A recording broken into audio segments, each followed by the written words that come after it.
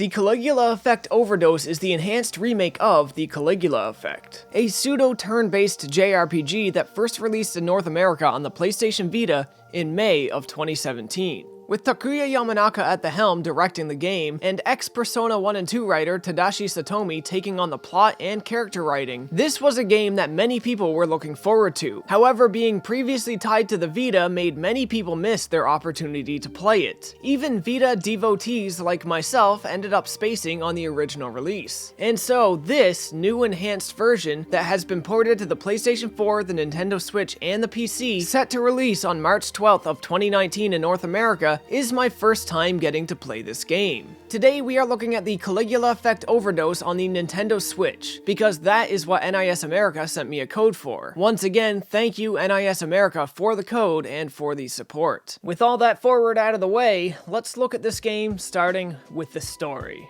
The game starts off pretty fast. After we pick our avatar, male or female, name them, and get told that we have a great name even if we wrote the same name twice but backwards on the second time, we enter the game. We begin in the school auditorium as our mostly mute main character is set to go up on stage and give a speech. As he stands on the stage though, a realization about the world suddenly appears before him, as digital interference seems to block out the faces of some of the students around him. In a moment of panic he runs, and we witness different students have different reactions to this all happening. Almost immediately after this, the truth of the world that he discovered is revealed. A truth that indicates that we, and everybody else here, are living in a half-finished virtual world. This world is overlooked by a pop idol named You. Shortly following all this, other students come to your aid, and they induct you into their club. A club who set their goals on finding a way to break out of the digital world and return home. However, this club is not exactly as large as you may think it is, as many people in this digital world have consigned themselves to this false utopia, and decided to live willfully and even voluntarily beneath the watchful gaze of the pop star they idolize. Those heavily enamored with the pop star and the fantasy of the digital world will do anything and everything they can to stop anybody from finding a way out. In essence, this is the whole setup. You are in a fake world, and crazed J-pop fans are trying to stop you from escaping. The plot doesn't exactly develop too much beyond this as you venture from one dungeon to the next. Dungeons with layouts designed with more of a first-person dungeon crawler kind of mentality. However, what does develop is your characters through the numerous social interactions you have along the way. If anything, I would say the plot of escaping the digital world becomes more of a subplot to the stories you uncover talking to your classmates and club members. The more you socialize with your friends, the more you find out about who they were in the real world, and the more a new mystery starts to unfold, as it seems you may all have more in common than you expected. And the characters really are,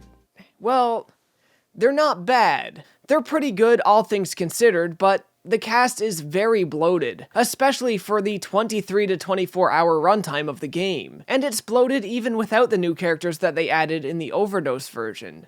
Now, it's easy to gravitate towards some characters and explore them deeper if you want, and you will be rewarded for it with added character depth, but if you're looking to get a good feel of all the characters, you'll be playing this game for way longer than it's welcome. And this is 10 times more true if you're looking to get good social links with all of the NPCs in this game, cause let me tell you, there is a lot of them. This thing right here is called the causality chart. It keeps track of all the NPCs and their social levels, and it is huge. So I would recommend to pick a few characters and just hunker down on them, or you'll likely burn yourself out before this game comes to an end. The main plot about the digital world isn't exactly the most exciting thing, but I think if you're into character drama and more social stuff like this, you're gonna find a lot to like here. Now, a lot of people looked at this game when it first released and screamed that certain aspects of it were like a Persona ripoff or something. And when you look at the writing credits, I mean,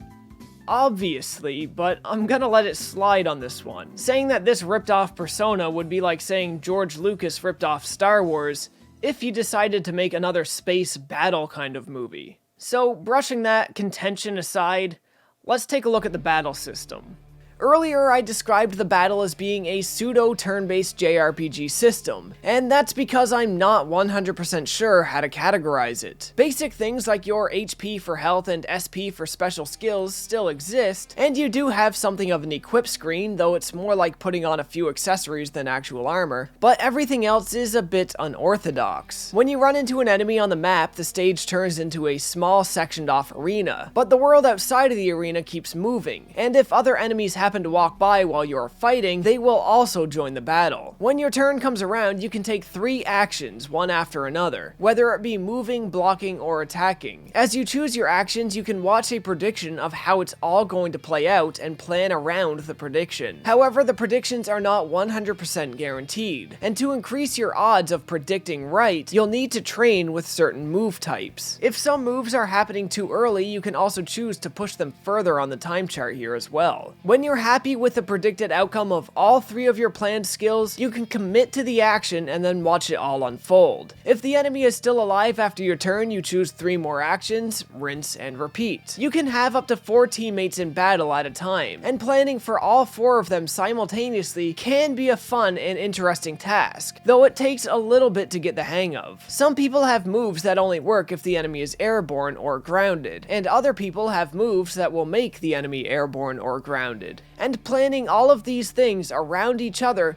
can be a really rewarding approach to strategy. If the going gets really tough, you can also use your Overdose special attacks that you get by charging this tiny meter here while doing battle. The battle system doesn't quite have as much progression as I would like for the runtime of the game. Really, all you can do is buy a few new moves with the skill points you get along the way, and power them up. You can also switch out to new characters, but a few of them just reuse moves we've seen from other characters, so it's not always as exciting as it should be. Now, I would say that the lack of progression alone makes battle kind of boring after a while, but truth is, even before that could get boring, I discovered something else that nearly entirely ruined battle for me. This battle system has one fatal flaw, and it's in the balance. As cool and interesting as this Resonance of Fate-esque battle system is, it's nearly entirely pointless on standard difficulty. For those who don't know, unless I state otherwise, I tend to review every game on standard. It's the difficulty I believe the game was intended to be played on, the one it's balanced for, and the one most people will play. And what I found in this game on standard nearly destroyed it entirely. There is so much strategy that you can put into this, but most battles from beginning to end, including the final boss, and enemies that might be 30 levels higher than you. You can just hold down the A button and win literally every fight in the game without challenge. If any of you out there are buying this at all for the gameplay, put it on hard at the very least. Otherwise, the whole battle system just gets thrown in the trash. That is at least the most disappointing fault I found in this game. But I do have a great number of other things I want to address before we close out this video. So let's take a look now at some technical aspects of the Caligula Effect Overdose on the Nintendo Switch. Now, as I said earlier, this is a remake, and with that, the graphics have been overhauled nearly entirely. This shows mostly in some cool new style changes during battle, and a way cleaner heads-up display, but I do think they could go much further with the improvements. Textures and some character models still look pretty bad and really low res, but the few anime cutscenes in the game were redone and look way better now. The voices in the game are only in Japanese, and while most of the acting is alright, some of the voice treatment is kind of off. おいなそれが YOU の心の形この世に2つと同じもののない The translation seemed mostly fine to me. The one time I did actually question anything, I honestly couldn't tell if I just didn't get the slang, or if something was legitimately off. That said, there's no way I could see everything this game has to offer among all its various NPCs and dialogue paths. Something could very well be off somewhere, and I very easily could have just not seen it. I think the music in the game is a pretty big highlight despite some really fake sounding guitars. But be prepared to hear each song for entirely too long. Every dungeon has only one song a piece, and each song in each dungeon has 2 mixes. With some dungeons being 2 to 3 hours long, this good music can get irritating.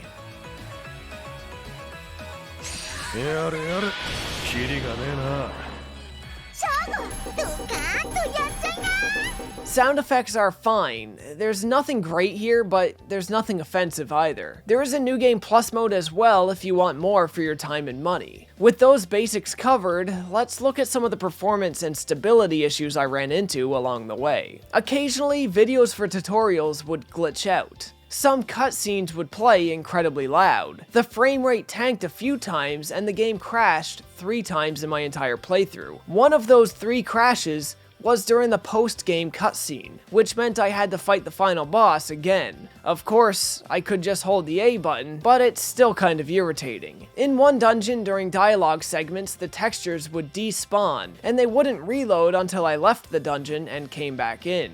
In multiple cutscenes, the main character would be in the floor up to his knees. I have faith to a degree that most of these issues will be fixed with the patch in time for release, but I can't say for certain, so I won't. But I do have faith. As soon as I get word of the first patch notes and when they drop, I will get them copied into the video description. Until then, just don't say I didn't warn you. But yeah, that's the Caligula Effect Overdose. It's interesting. I think if you're gonna get this, you'll have to be really interested in character dramas and social events, and literally everything else will have to be very, very secondary for you. Gameplay can be enhanced by putting the game on harder difficulties, so you can actually use the battle system to its full potential, but in time, the limited scope of the battle system's progression may make it wear thin by the end. If you're a completionist, you'll be at this game for a very long time, but for a standard run, it's fairly short, and I think that's honestly for the best. If they decide to turn this into a series, I'd like to keep my eye on it. There is a lot of good ideas here, but the execution is really quite imperfect. It's not exactly a terrible game despite its numerous faults, but I'm definitely not gonna say run out and buy it. If you want this, I'd say to get it on sale and after the patch notes at best. But even then, if there's something else that's on sale that you're more interested in, maybe give that one more attention. And that's all I'm going to say on the Caligula Effect Overdose. If you guys found this video helpful or useful at all, you know the deal. Like, comment, subscribe, share the video if you can. If you really like the content and you want to consider supporting the show, you can support me on Patreon for as little as $1 a month. As always, folks, thanks for watching.